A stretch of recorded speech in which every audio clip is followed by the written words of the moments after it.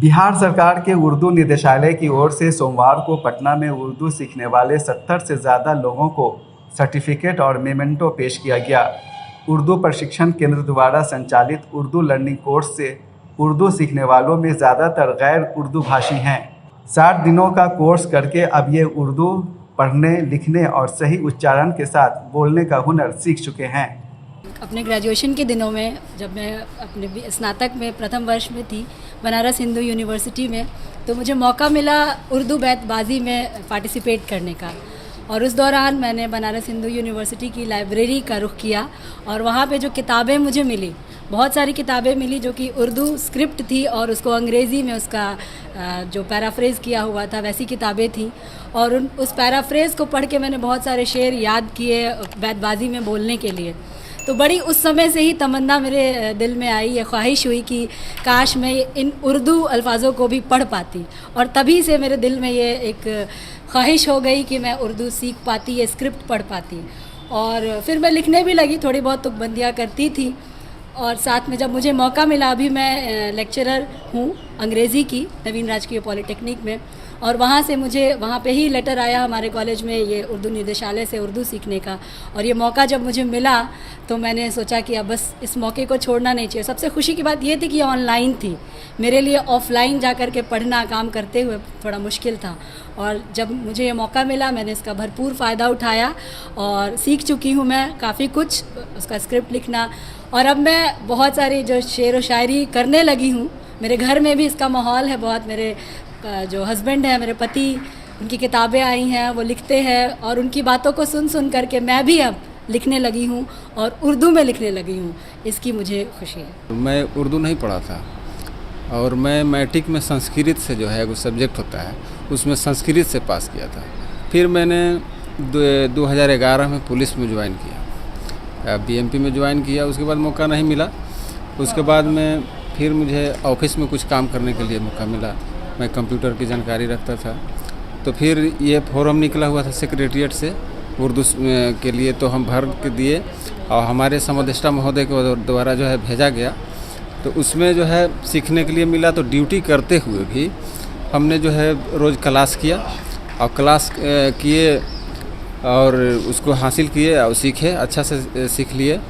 सबसे बड़ा हमको खुशी इस बात की होता है कि मोहम्मडन होते हुए भी उर्दू अगर हम नहीं जानते थे तो कहीं भी मेरी अपनी महफिल में भी बड़ा गिलानी महसूस होता था कि मैंने कहीं भी सिग्नेचर करने की बारी आती थी तो हम वहाँ जो है इंग्लिश या हिंदी में साइन करते थे, जो कि अब उर्दू में हम साइन भी कर लेते हैं। इस अवसर पर समारोह को संबोधित करते हुए मंत्रिमंडल सचिवालय विभाग के विशेष सचिव डॉक्टर उपेंद्र नाथ पांडे ने कहा कि जब भी हम उर्दू का इस्तेमाल करते हैं पूरे हिंदुस्तान की शक्ल हमारे सामने होती है।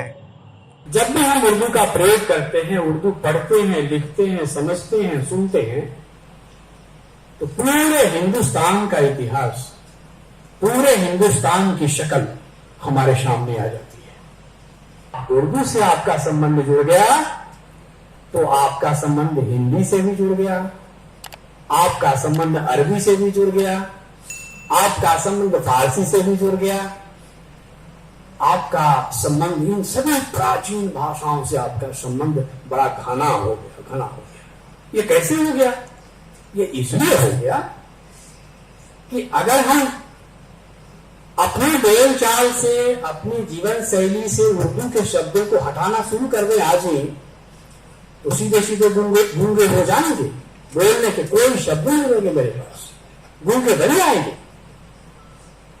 और अगर किसी एक शब्द पर हम उंगली ले जाते हैं कि ये उर्दू का शब्द है क्या, तब हमारा भीतर का ज्ञान खुलता है और हमें मालूम होता है कि नहीं, अरे ये शब्द तो शायद अरबी का है। शब्द को समझ आते हैं तो देखते हैं कि हाँ ये तो अरबी का है। उर्दू साहित्यकार कासिम खुर्शीद ने कहा कि इस तरह के लर्निंग कोर्सेज से उर्दू का विकास होगा। जो एक बहुत बड़ी बात होती है इस प्रोग्राम में, जो जैसा कि हम महसूस कर सकते हैं, और मैंने कहा भी अपनी जो तकरीर की उसमें मैंने ये कहा कि दरअसल हम एक तरफ ये कहते हैं कि उर्दू जो है ग्लोबल ज़ुबान है या ग्लोबल सतह पर उर्दू जानी जाती है, तो उसकी बुनियादी वजह यह है कि ये ज़ुबान जो है वो मोहब्बत की ज़बान है। ज़ाहिर जो कोई शख्स जो मोहब्बत करने वाला है, ज़ाहिर वो उस ज़बान से फितरी तौर पे जुड़ जाता है। मतलब ऐसा नहीं ये ज़बान नहीं जुड़ती, बल्कि वो फितरी तौर पे इससे जुड़ जाना। और एक बात और ये बात गोशगुजार करता चलूँ मैं कि हम हमेशा एक रोना रो रहे हैं कि उर्दू मर रही है। दरअसल ये जो लोग कह रहे हैं, दरअसल वो मरे हुए लोग हैं। मैं इसको बहुत बड़ी ज़िम्मेदारी के साथ कह सकता हूँ, इसलिए कि ज़बानें कभी मरती नहीं, और जो खूबसूरत ज़बानें हैं वो तो कभी नहीं मरती हैं।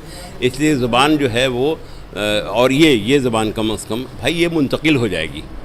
आप अगर इसकी खिदमत नहीं करते हैं, आप अगर इसके साथ नहीं होते हैं, तो ये ज़बान, इसकी अपनी खुशबू ऐसी है, ये इस कदर वो मुअत्तर ज़बान है कि ये खुशबू की तरह फैलती जाएगी। ये आपकी रहीन मिन्नत नहीं है, ना आपने इसे पैदा किया है, ना आप इसे मार सकते हैं, ना कत्ल कर सकते हैं। तो मैंने ये बात हमेशा कही। तो ऐसे ही ये जो इस तरह का जो लर्निंग कोर्स हो रहा है, और राजभाषा का मैं पहले भी कह चुका हूँ, ये सबसे ज़्यादा अमली या व्यवहारिक प्रोग्राम है, जिसके तहत कम से कम उर्दू का वो तबका जुड़ रहा है।